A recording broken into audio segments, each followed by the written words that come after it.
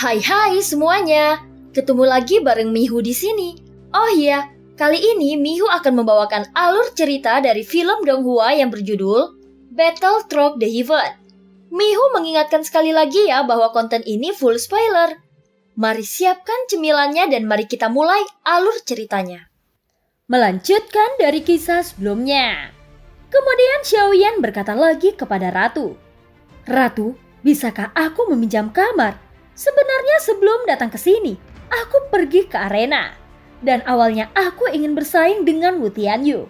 Tetapi dia salah paham dan itu sangat memalukan." Ucap Xiaoyan menjelaskan mengapa pakaian di tubuhnya compang-camping dan tersenyum masam.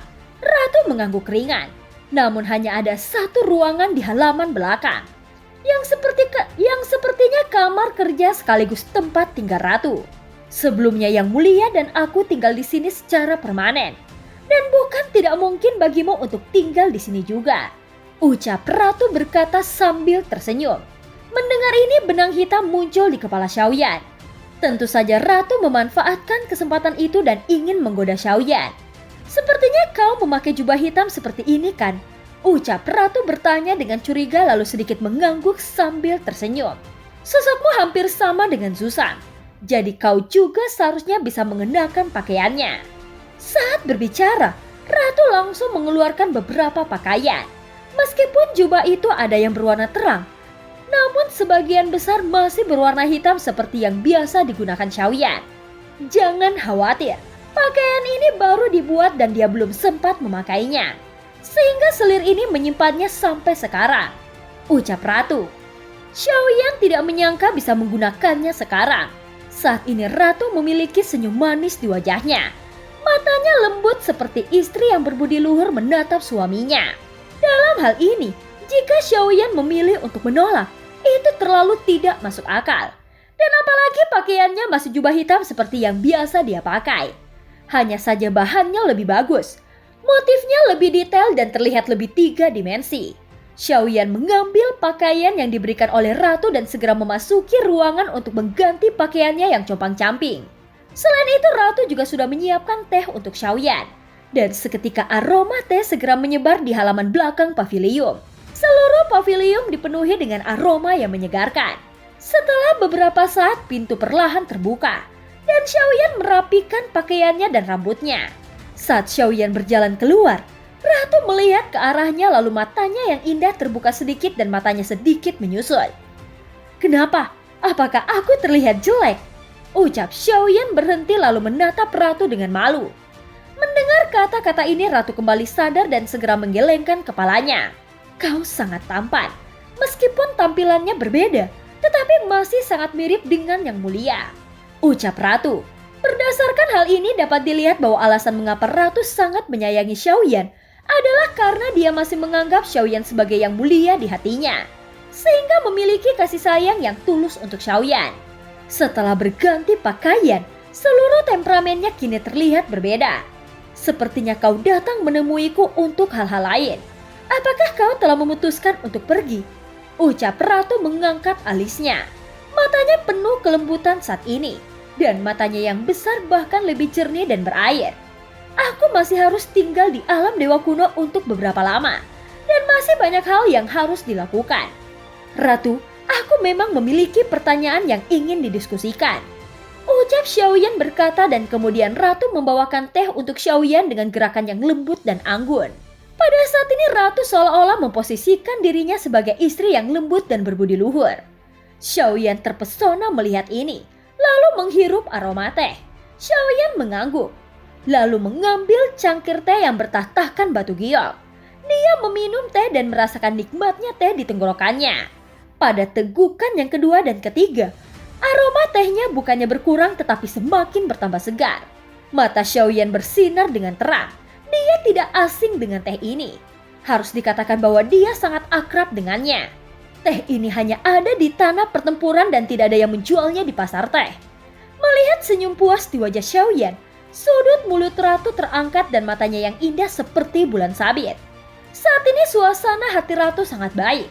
Dan itu semakin memancarkan pesona kecantikannya. "Aku sangat senang kau menyukainya," ucap Ratu berkata dengan lembut. Mengetahui bahwa teh ini sangat sulit untuk ditanam, Xiaoyan menghela nafas. Dan dia bisa merasakan bahwa teh ini bukan teh lama tetapi teh yang baru dipetik. Dan dia bisa merasakan bahwa teh ini bukan teh lama tetapi teh yang baru dipetik. Selama kau menyukainya, tidak ada yang sulit. Ucap ratu tidak pernah menyembunyikan perasaannya kepada Xiaoyan. Dan setiap tindakannya menjelaskan perasaannya. Xiaoyan tidak membantah hal ini. Karena jika seorang wanita gigih, dia tidak akan peduli apa yang dikatakan dan tidak mungkin berubah pikiran. Setelah menikmatinya dengan hati-hati, Xiaoyan membuka mulutnya dengan serius. Tujuannya datang ke ratu kali ini adalah untuk memastikan apakah ratu itu sosok Yulan nomor 3 atau nomor 6. Ratu, apakah pil berpengaruh pada mereka yang berada di atas keabadian? Ucap Xiaoyan langsung mengeluarkan formula pil dan menyerahkannya kepada ratu. Pada saat ini terlihat ratu langsung mengenalinya. Pil ini disebut pil peremajaan. Ketika ratu berbicara, Xiaoyan menatap ratu dengan cermat dan memperhatikan sedikit ekspresi di wajah ratu. Tetapi setelah ratu berhenti berbicara, dia memandang Xiaoyan dengan aneh. Apakah kau berpikir aku sudah tua? Ucap ratu memandang Xiaoyan lalu dia sedikit mengeringit dan berkata dengan sedih. Tidak, tentu tidak. Ratu terlihat sangat cantik. Aku hanya benar-benar ingin mengetahuinya. Ucap Xiaoyan buru-buru melambaikan tangannya lagi dan lagi. Seolah-olah ratu telah salah paham. Ratu, aku hanya ingin bertanya. Apakah pil ini benar-benar efektif untuk wanita dengan kekuatan di atas keabadian? Ucap Xiaoyan buru-buru menjelaskannya lagi. Untuk siapa pil ini kau sempurnakan? Ucap ratu terus bertanya. Xiaoyan segera menampar kepalanya sebelum datang ke sini. Dia tidak berpikir dengan hati-hati bahwa jika ratu bukan nomor 3 atau nomor 6, maka situasi saat ini pasti akan terjadi. Seorang teman lama mempercayakanku untuk memperbaikinya dan aku benar-benar tidak punya niat lain. Ucap Xiaoyan tersenyum kecut. Ratu melihat senyum pahit di wajahnya dan segera sudut mulutnya naik sedikit. Dia sebenarnya tidak marah dan ratu hanya menggoda Xiaoyan. Tentu itu bermanfaat. Meski keabadian, efek pil ini bisa membuat kulit lebih baik. Tetapi efeknya tidak terlalu terlihat. Dan itu perlu diminum dalam waktu yang lama. Ucap ratu akhirnya menjawab pertanyaan Xiaoyan dengan serius. Dan dia memandang ratu yang sepertinya tidak memiliki emosi lain di dalamnya. Dia tidak menjelaskan apapun selain ramuan itu dan tidak ada ekspresi mencurigakan di wajahnya. Tetapi ratu bukanlah orang yang lemah. Selama dia tidak mau Xiaoyan mengetahuinya, maka dia tidak akan pernah menyadarinya. Sehingga dalam hal ini, Xiaoyan berencana mencari sedikit petunjuk lagi. Ini dipercayakan oleh seorang teman baru-baru ini. Dan aku tidak tahu apakah itu bisa berhasil disempurnakan. Ucap Xiaoyan dengan mata penuh perhatian. Tetapi pada kenyataannya, tatapannya masih tertuju pada wajah ratu dan mengamati setiap jejak perubahan suasana hati ratu. Sepertinya ratu ini juga mengenal teman lama ini. Ucap ratu. Setelah ratu berbicara, sosok Xiaoyan terkejut. Mungkinkah dia menebaknya dengan benar? Gumam Xiaoyan. Setahuku ada cukup banyak wanita yang peduli dengan pil peremajaan. Apakah dia salah satunya? Ucap ratu dengan suara yang rendah. Xiaoyan awalnya ingin memastikan status-status ratu sebagai salah satu kelompok Yulan. Dan dia benar-benar berpikir bahwa ratu mungkin sosok nomor 3 atau nomor 6. Tetapi kata-kata ratu barusan segera menghapus dugaan Xiaoyan sepenuhnya. Meski begitu, gaya bicara ratu bukan seperti nomor 3 atau nomor 6. Dan lagi pula ratu juga tidak tahu sosok Yulan nomor 9 adalah Xiaoyan. Dan mungkin saja dia sengaja menyembunyikannya. Namun apakah itu ratu atau bukan? Tidak ada artinya untuk terus bertanya. Xiaoyan bertanya bahwa semakin banyak pertemuan yang diselenggarakan, maka identitas kelompok Yulan secara bertahap akan menjadi jelas dan tidak akan sulit untuk ditebak. Tidak. Ucap Xiaoyan langsung menggelengkan kepalanya dengan senyum masam. Dia tidak pernah berpikir bahwa ratu akan berpikir ke arah ini. Kau ingin memperbaiki pil ini? Setelah melihat Xiaoyan dengan curiga, ratu mengangkat alisnya dan berkata, aku akan mencobanya. Tetapi aku tidak yakin apakah itu bisa disempurnakan. Ucap Xiaoyan mengangguk dengan ringan. Jika kau berhasil, bisakah kau juga memberikannya kepadaku? Menurut tidak berlebihan untuk meminta pil setelah aku banyak membantumu, ucap Ratu. Setelah jeda, Ratu tersenyum dan berkata. Xiaoyan terkejut ketika mendengar kata-kata itu. Tampaknya dia tidak menyangka bahwa Ratu pun tertarik dengan pil ini. Sehingga cukup untuk menunjukkan bahwa pil ini memiliki efek tertentu. Dan meskipun ranah keabadian, pil itu masih efektif. Bagaimanapun bagi wanita kecuali yang hanya terobsesi pada seni bela diri, mereka semua dilahirkan untuk mencintai keindahan dan kecantikan yang abadi. Dari sudut pandang ini, kemungkinan nomor 3 adalah seorang wanita yang sangat tinggi. Pada saat pertemuan, nomor 3 dan nomor 4 banyak berbicara. Namun dari analisa Xiaoyan, bahwa kemungkinan nomor 3 seorang perempuan lebih tinggi. Alasan mengapa Xiaoyan menganggap pertemuan aneh itu sangat penting, karena ini adalah satu-satunya cara bagi Xiaoyan untuk mendapatkan lebih banyak informasi tentang dunia lain. Dan cara dia untuk menjadi lebih kuat. Jika kau harus meninggalkan dunia sensi di masa depan dan dapat mengetahui lebih banyak tentang dunia lain, maka kau harus pergi ke dunia tertentu. Tapi mungkin kau tidak akan sesiap memasuki alam Xuanyin sebelumnya. Kau akan seperti lalat tanpa kepala. Pergilah dengan tujuan untuk mengambil roh dunia itu bersamamu. Dengan seperti itu, kau pasti mampu mencapai tujuan membuat budidaya yang lebih efisien. Apakah kau tidak mau melakukannya? Ucap Ratu menyipitkan matanya yang indah menatap Xiaoyan dan menekan secara langsung. Tentu saja secara alami Xiaoyan bersedia melakukannya.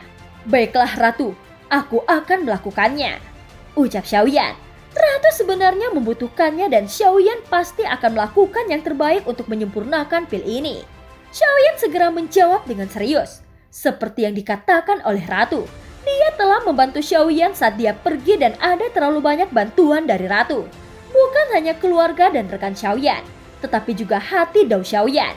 Meskipun Xiaoyan menyetujuinya, tidak ada senyum di wajah Ratu, karena dia tidak suka cara Xiaoyan berbicara dengannya. Dan sepertinya selalu ada rasa keterasingan antara dirinya dan Xiaoyan. Perlakuan seperti itu layaknya antara dirinya dengan orang luar.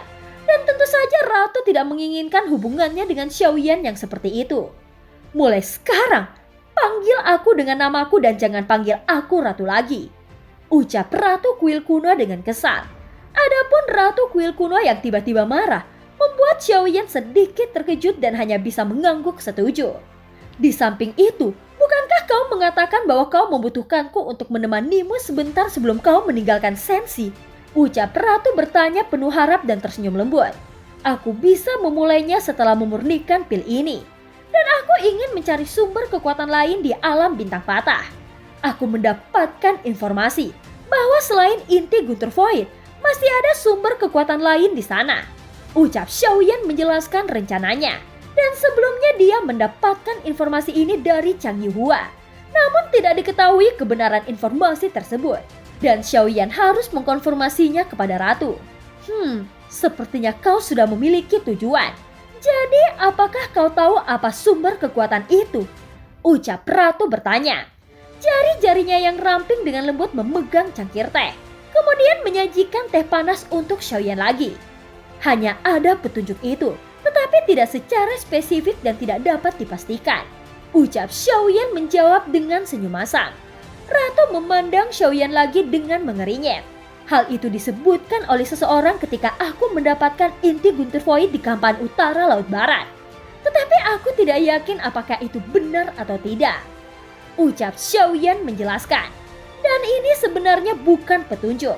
Namun tujuan Xiaoyan memilih untuk memberitahu Ratu adalah agar Ratu dapat menggunakan kekuatan Pavilion Qianji untuk mendapatkan petunjuk yang lebih detail. Setidaknya sebelum dia pergi, dia sudah mendapatkan alasannya mengapa harus pergi ke Kampahan di ujung utara Laut Barat. Saat itu Pavilion Qianji memang pernah mencari informasi. Apakah ada kekuatan sumber lain di sana? Kemudian alis Ratu sedikit mengerinyet. Terlihat dia memikirkan hal ini. Lalu dia menjentikan jarinya. Dan kemudian dua wanita masuk dengan cepat yang memegang pena dan tinta. Ratu dengan cepat menulis kata Kampahan Utara Laut Barat di catatan itu. Kedua wanita itu pergi dengan cepat lagi. Tepat ketika Xiaoyan mengambil cangkir teh itu, suara langkah cepat terdengar lagi dan kedua wanita yang sebelumnya telah pergi kini kembali dengan cepat. Keduanya memegang piring emas di tangan mereka dan ada gulungan kertas yang rapi di atasnya. Kemudian Ratu mengambil gulungan kertas itu dan memeriksanya satu persatu. Dan dia segera melambaikan kedua tangannya. Setelah keduanya mundur, Ratu langsung berkata, memang ada petunjuk lain tentang keberadaan kekuatan sumber lain di ujung utara. Hanya saja tempatnya lebih dalam di ujung utara. Bahkan Taisu mungkin tidak akan memilih untuk masuk ke sana. Ucap Ratu, dia telah memberikan informasi yang relatif akurat kepada Xiaoyan. Selain itu, apakah ada petunjuk lain tentang asal-usul kekuatan api dan guntur? Ucap Xiaoyan melanjutkan dengan penuh harapan. Kau benar-benar berpikir bahwa kekuatan sumber seperti itu dapat ditemukan sesuka hati? Memang ada banyak petunjuk dan sepertinya ada 10 petunjuk dan kau sekarang telah memiliki 3 jantung api dan inti guntur. Dan tentu saja itu karena keberuntunganmu. Orang biasa tidak mungkin bisa seberuntung itu. Ucap Ratu Kuil Kuno menjelaskan dan berkata dengan sedikit cemberut. Apakah petunjuk ini diandalkan? Ucap Xiaoyan. Sebelum menjelajahinya tentu saja Xiaoyan perlu untuk meminta pendapat Ratu. Lagi pula dia tidak punya banyak waktu. Dan akan lebih tepat untuk mencari petunjuk dengan probabilitas lebih tinggi. Saat Ratu mengatakan ini, Xiaoyan terdiam sambil berpikir dan Ratu melanjutkan lagi. Jika kau memasuki Kampan Utara lebih dalam, aku khawatir itu sangat berbahaya. Karena ada badai Kampan saat memasukinya. Ucap Ratu perlahan berkata. Xiaoyan segera mengingat bahwa setelah mereka tiba di ujung utara, mereka juga menghadapi badai Kampan. Dan pada saat itu, mereka bertemu dengan seseorang yang dapat dengan bebas masuk dan keluar dalam badai Kampan. Itu adalah kelompok Chang Yuhua yang telah memasuki alam bintang patah. Dan Xiaoyan berpikir bahwa selama dia menemukan Chang Yuhua, maka untuk memasukinya bukanlah masalah yang besar. Jika kau bisa memasukinya, maka petunjuk ini memang layak untuk ditelusuri. Jadi tahukah kau kekuatan asli apa yang ada di dalamnya? Ucap Ratu bertanya lagi. Kekuatan asli di dunia memiliki banyak atribut dan itu adalah kekuatan asli yang membentuk dunia. Selain api dan guntur, ada banyak kekuatan asli untuk Xiaoyan. Namun sumber kekuatan lain mungkin tidak cocok untuknya. Xiaoyan menggelengkan kepalanya dan dia hanya mengingat secara kasar. Apa yang dikatakan Chang Yuhua dan tidak menjelaskan kekuatannya yang sebenarnya. Saat ini yang dia butuhkan adalah konfirmasi bahwa memang ada petunjuk tentang hal itu. Saat berikutnya Ratu segera menjentikan jarinya lagi. Tentu saja pavilion Qianji berisi informasi yang luar biasa. Keberadaan organisasi semacam itu memang dapat menghemat banyak energi. Setelah beberapa saat, hanya beberapa nama yang tertulis di atas gulungan kertas yang diletakkan di atas meja Ratu. Dan film pun berakhir. Terima kasih udah dengerin Mihu dari awal sampai akhir ya. Sampai jumpa.